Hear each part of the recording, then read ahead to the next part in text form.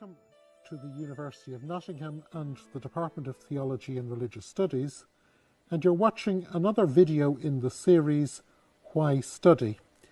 With me today I've Dr. John Hoover, who's our expert in Islamic studies, and he's also an expert in the work of Ibn Taymiyyah, who is a famous Arabic historian. And John, why study Ibn Taymiyyah? Well, Ibn Taymiyyah is well known for many reasons. Let me start with the security reasons. He is quoted as an authority by Osama bin Laden, and that tends to get people's interest immediately. And then he's also famous for having written a large work on Shiism, which is feeding into a lot of Sunni Shia polemics today. He was himself a Sunni. He lived most of his life in Damascus, and there were Shia-Sunni tensions in Damascus at that time. He also wrote the largest refutation of Christianity in the whole Islamic tradition. He's written a refutation of Aristotelian logic, and coming out of this, he's quite a modern figure, actually, in terms of his epistemology and the way in which he approaches texts and so on. He's written a very huge work arguing that the revelation of Islam agrees with reason, so the agreement of revelation and reason.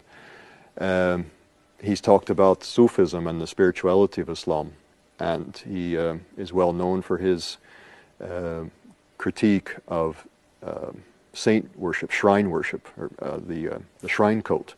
So he covers all kinds of things, and there are different groups of Muslims and non-Muslims today who have taken interest in his work on any one of these counts and gotten quite into his thought. But he has something to say about a lot of different things.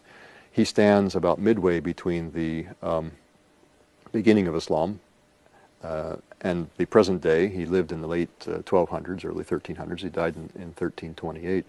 So standing at that juncture, halfway between the beginning and the present of the Islamic tradition, and then having captured the interest of so many people today, that makes him a very fascinating figure to study.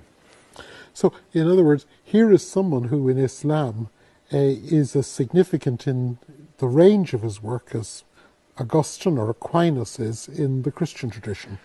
Or even more so. I like to say sometimes, if you walk the streets of Cairo, you can find Ibn Taymiyyah's works, or especially the works of his disciple Ibn Qayyim al-Jawziyya, who writes a bit more poetically and more beautifully. You find them in almost any Islamic bookshop, where you're not going to find Augustine and Aquinas in any bookshop in the UK. Yes, unfortunately. So there's a sense in which Ibn Taymiyyah and Ibn Qayyim al-Jawziyya, his student, are more present in centers like Cairo and. So studying him is not just studying the historical thought in the way that we might study the historical thought of some great thinker in the past. It's actually studying a living force in Islamic understanding today.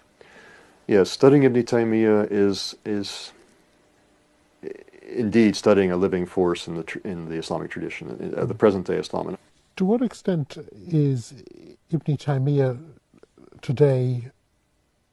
We spoke earlier about him being a living force. Mm-hmm. What would you say is the most salient of his thoughts that is active today? He really believed firmly that the religion of Islam, was rational and agreed with reason, and he worked hard to show that. So he's an apologist, and I think that connects very closely with what many modern Muslims, not all modern Muslims, but many modern Muslims are seeking, is a rationalization and an attempt to explain the Quran and the tradition of the Prophet Muhammad in a way which makes sense. He's trying to make that make sense. It's reasonable. Okay. We have tried in this short film to introduce the thought of a great thinker. I hope you found it interesting, and I hope that it has helped you to discover more and whet your appetite to study even more. John, it's been great having you. Thank you. thank you for watching. And from the Department of Theology and Religious Studies here in the University